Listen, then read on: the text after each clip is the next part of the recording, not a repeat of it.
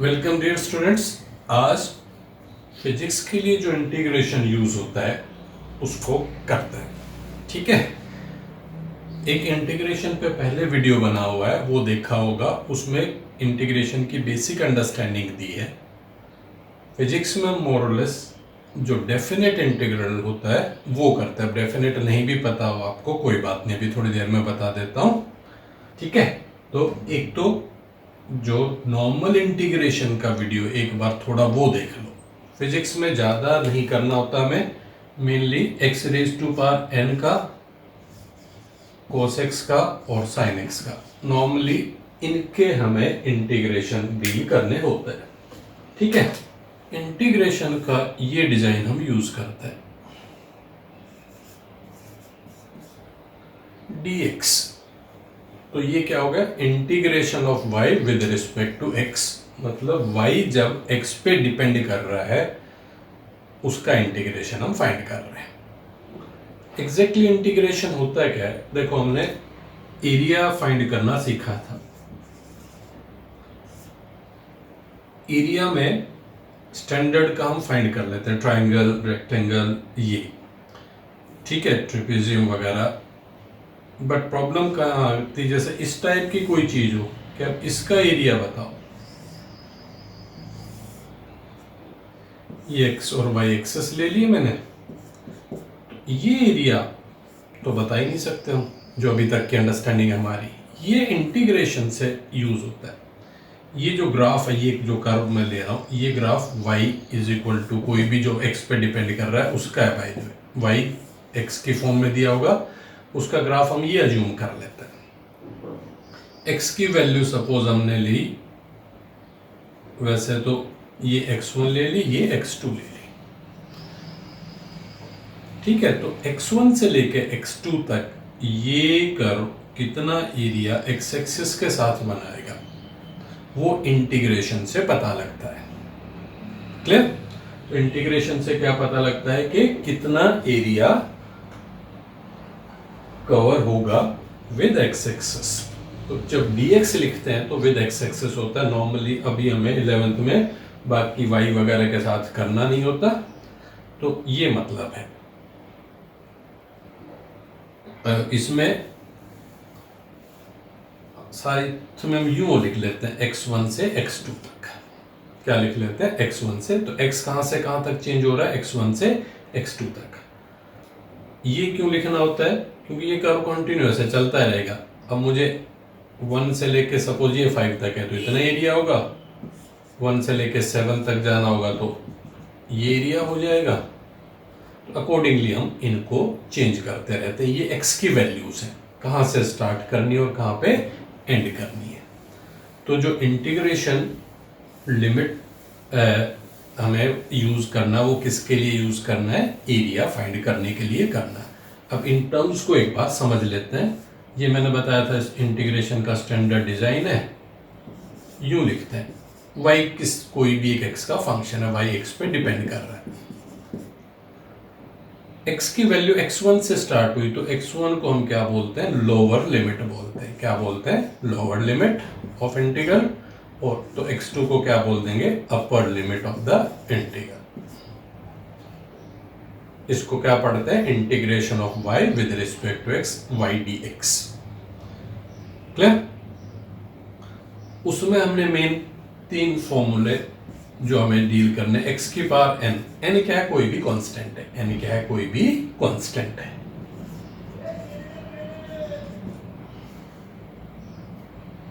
इसका जो इंटीग्रेशन होगा, पावर को क्या करो, एक इंक्रीज कर दो, ये उस वीडियो में है, जो भी पावर है और जो पावर बन गई उससे डिवाइड कर दो, ये फॉर्मूला होता था। ठीक है, इसमें बस डिनोमिनेटर n+1 है तो 0 नहीं हो सकता, तो n-1 नहीं होना चाहिए। बाकी ये कभी भी फॉर्मूला x कोई भी कांस्टेंट ले लो उसके लिए एप्लीकेबल है। तो जैसे एक हमें ये कर्व दे दिया y is equal to x square, और कह रहे हैं कि x 1 से लेके 3 तक इसका इंटीग्रेशन करो। तो तुम जब ग्राफ बनाओगे x को 0 लूंगा तो y भी 0 बन गया, x को 1 लूंगा तो y 1 बन गया, x को 2 लूंगा तो y 4 बन गया, x को 3 लूंगा तो y 8 बन गया, और x को 4 लूंगा तो y 16 बन गया। तो इस टाइप का ग्राफ बनेगा।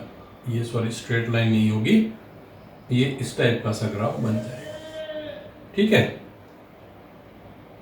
तो अब 1 सपोज यहाँ x की वैल्यू 1 है, यहाँ 3 है, तो हमें ये एरिया पता लगता है इससे। तो x 1 से 3 x square by x square dx। Clear? ये हमें शो नहीं करना है, बस इतना इंटीग्रल पूछेंगे। ये पूछा है तो इसको बना के दिखाने की जरूरत नहीं है। ये इस टाइप से बना हुआ तो उसको हम चेंज कर सकते हैं काम को इस ढंग से। क्लियर? तो x की पावर n टाइप का है, तो n कितना है यहाँ पे 2 है, तो क्या हो जाएगा इसका इंटीग्रेशन, पावर को एक इंक्रीज करेंगे और डिवाइडेड बाई 3 कर देंगे। x की पावर n क्या आता है, x raise to power n plus 1 divided by n plus 1, n2 था यहाँ पे। इंटीग्रेशन कर चुके होते हैं, उसके बाद इन लिमिट्स को हम इस साइड पे लिख लेते हैं।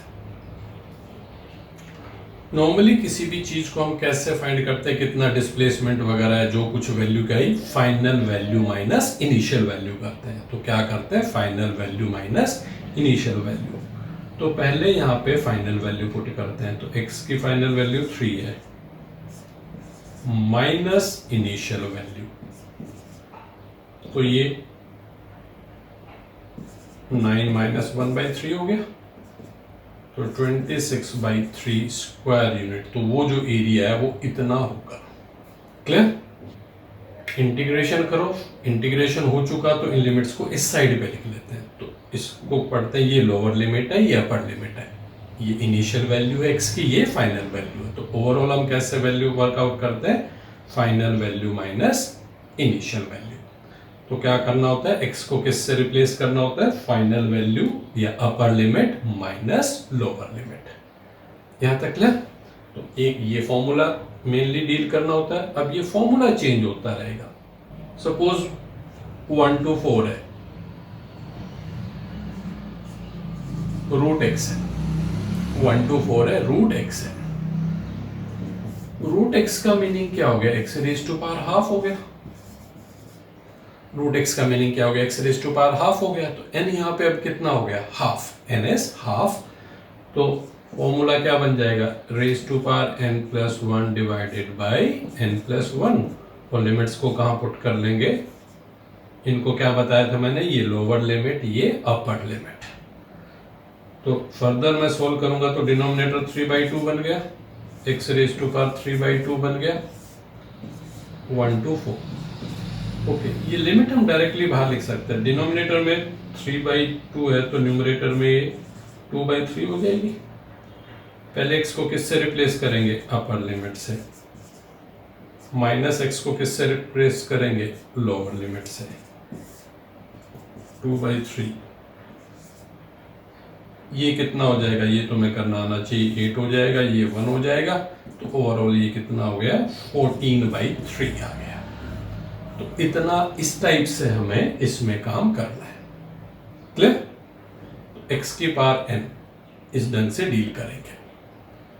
तुम्हारे लिए अब जरूरी नहीं कि x में हो, ये t में भी हो सकता है, वेरिएबल कोई भी यूज कर सकता है। Lower limit upper limit clear, main एक ही फॉर्मूला यूज कर रहे हैं हम कि x की पावर n का जो इंटीग्रेशन है वो क्या यूज करना है, ये यूज करना है। और a to b होता है तो फिर हम क्या करेंगे, a b और फिर n प्लस 1 बाहर आ जाएगा, तो b raise to power n plus 1 minus a raise to power n plus 1। ये एग्जैक्ट काम करना होता है हम लोगों को। क्लियर? ये x की रेफरेंस में था। अब कई बार हो सकता है कि कोई जैसे डिस्टेंस है वो टाइम पे डिपेंड करती है, स्पीड वगैरह ये इस पे डिपेंड करती है, तो टाइम की फॉर्म में दिया हो सकता है। ठीक है? और टाइम चेंजेस फ्रॉम से first second to fourth second कितना क्या ट्रेवल किया उसने, तो यहाँ विद रिस्पेक्ट ये टाइम पे तो dt लिखा होगा, फर्क कुछ नहीं है, बस x की पावर n टाइप का ही है, तो t की पावर n भी उसी ढंग से डील होगी। तो क्या फॉर्मूला हो जाएगा, t raise to power 4 divided by 4, और लिमिट्स को यहाँ पे लिख लेंगे, ये 1/4 आउटसाइड, पहले t को किससे रिप्लेस करेंगे, अपर लिमिट, ये मैं बार बार 1 लिख रहा हूँ, कोई जरूरी नहीं कि 1 हो, 2 भी हो सकता है, 0 इवन स्टार्ट से होगा तो 0 ही हो जाएगा, ठीक है।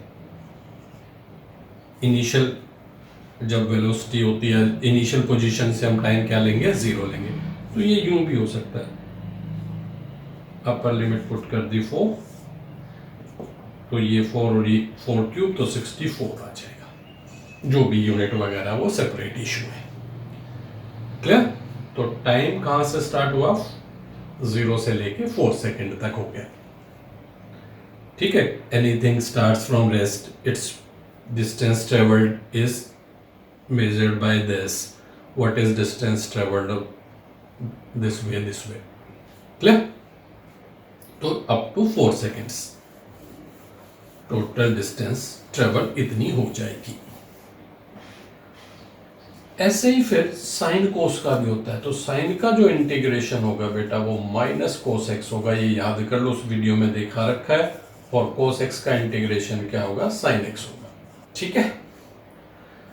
तो इस टाइप से भी हो सकता है कि 0 से 60 डिग्री, अब ये तो x है तो डिग्रीज में काम होगा, कोस एक्स है सपोज, ये करो वही कोस एक्स का इंटीग्रेशन क्या दिया हुआ हमें, साइन एक्स गिवन है, लोअर लिमिट अपर लिमिट, पहले अपर लिमिट पुट करूंगा तो sine 60 degree minus sine 0 degree, sine 60 degree is √3/2, sine 0 is 0, ये इस ढंग से आ जाएगा, क्लियर। मेनली फिजिक्स में हमें 180 डिग्री तक काम करना होता है, कहां तक काम करना होता है, 180 डिग्री तक। 10th में जो आपने स्टैंडर्ड एंगल्स पे काम किया है वो 0, 30 इन एंगल्स पे काम किया है, इनकी वैल्यूज लर्न कर लो बेटा।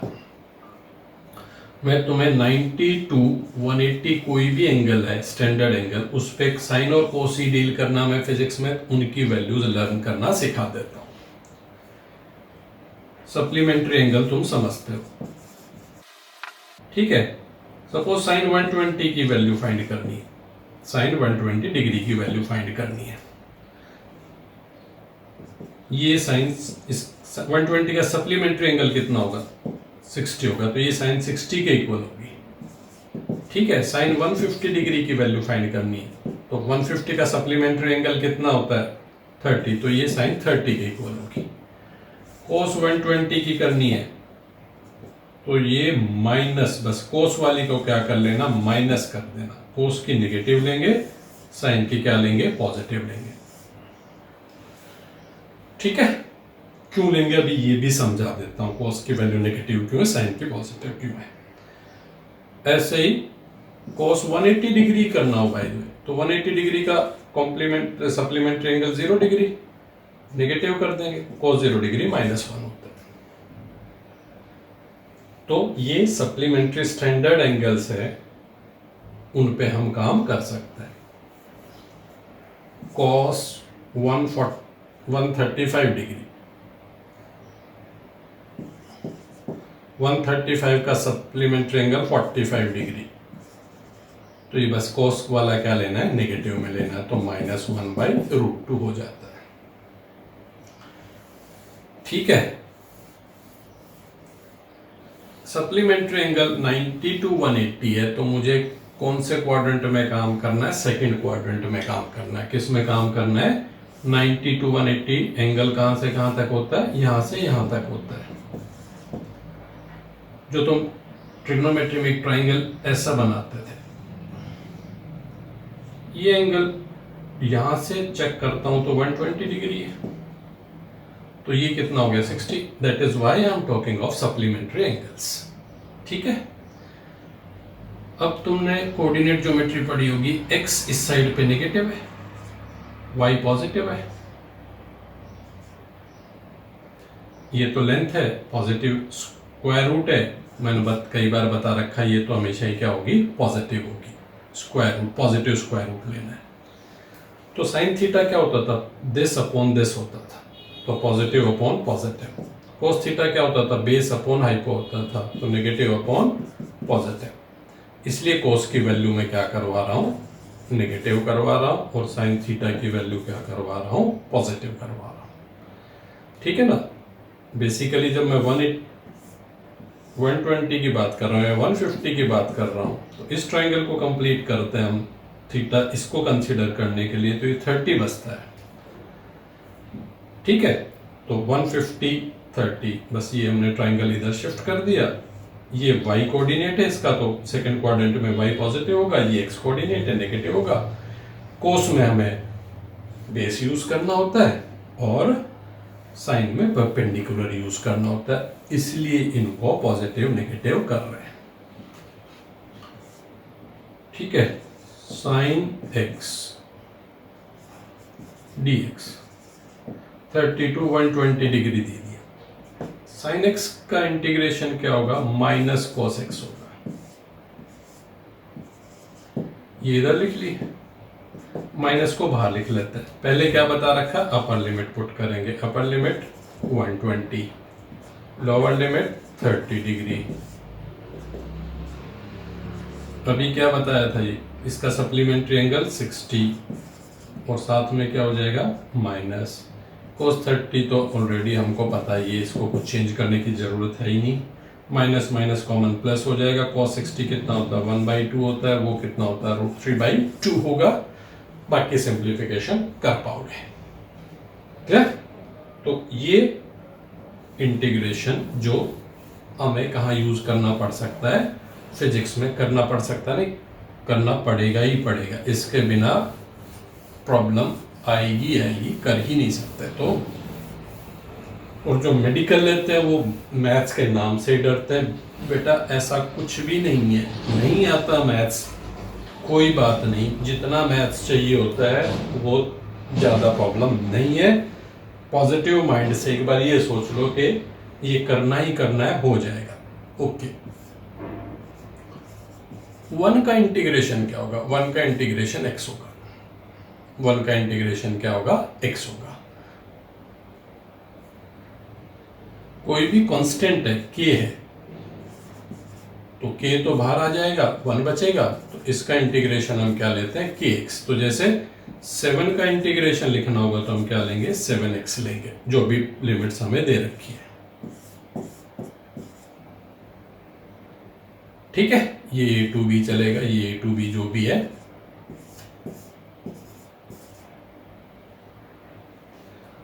तो ये काम करना होता है। बाकी एडवाइजेबल वो है कि इंटीग्रेशन क्या है, वो फर्स्ट वीडियो को एक बार अच्छे से सुन लो, ज़्यादा नहीं, उसमें कुछ ज़्यादा ही फॉर्मूले भी यूज़ किए हुए, बस साइन कॉस x की पावर n ये क्या है, इतना डील कर लो।